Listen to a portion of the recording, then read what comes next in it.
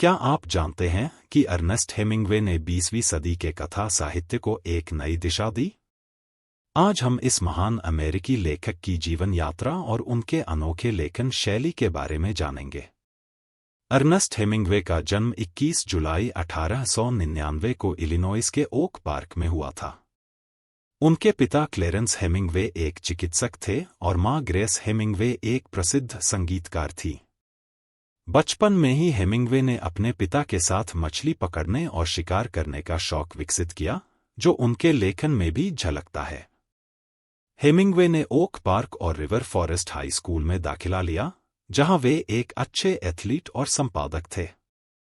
1917 में उन्होंने the Kansas city star के लिए रिपोर्टर के रूप में काम करना शुरू किया, जहां उन्होंने छोटे वाक्यों और जोरदार अंग्रेजी का उपयोग करना सीखा।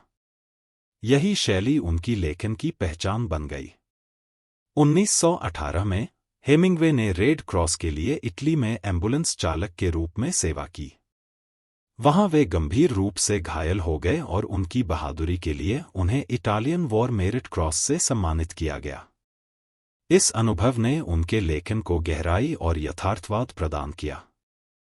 हेमिंग्वे की पहली शादी हेडली रिचर्डसन से हुई और वे पेरिस चले गए, जहां उन्होंने गर्ट्रूड स्टीन, पाब्लो पिकासो और एफ. स्कॉट फिट्जगेराल्ड जैसे महान कलाकारों से मुलाकात की। पेरिस में रहते हुए उन्होंने अपना पहला उपन्यास द सन आल्सो राइजेज लिखा, जो खोई हुई पीढ़ी का प्रतीक बन गया। हेमिंग्वे की दूसरी शादी पॉलिन फिफर से हुई और वे की वेस्ट, फ्लोरिडा चले गए, जहां उन्होंने ए फेयरवेल टू आर्म्स लिखा।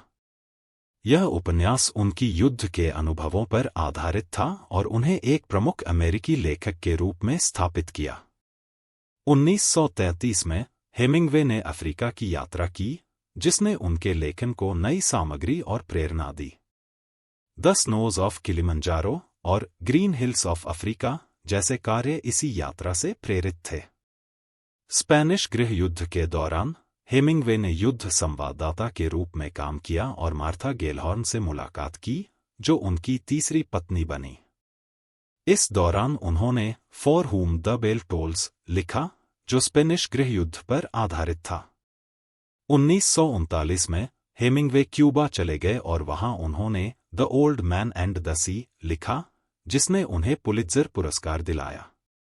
यह कहानी एक बूढ़े मछुआरे की संघर्षपूर्ण यात्रा को दर्शाती है और हेमिंग्वे की सरल लेकिन गहरी लेखन शैली का उत्कृष्ट उदाहरण है। अर्नेस्ट हेमिंग्वे का जीवन और लेखन हमें सिखाता है कि कैसे व्यक्तिगत अनुभव और सरलता से भरी लेखन शैली साहित्य को अमर बना सकती है।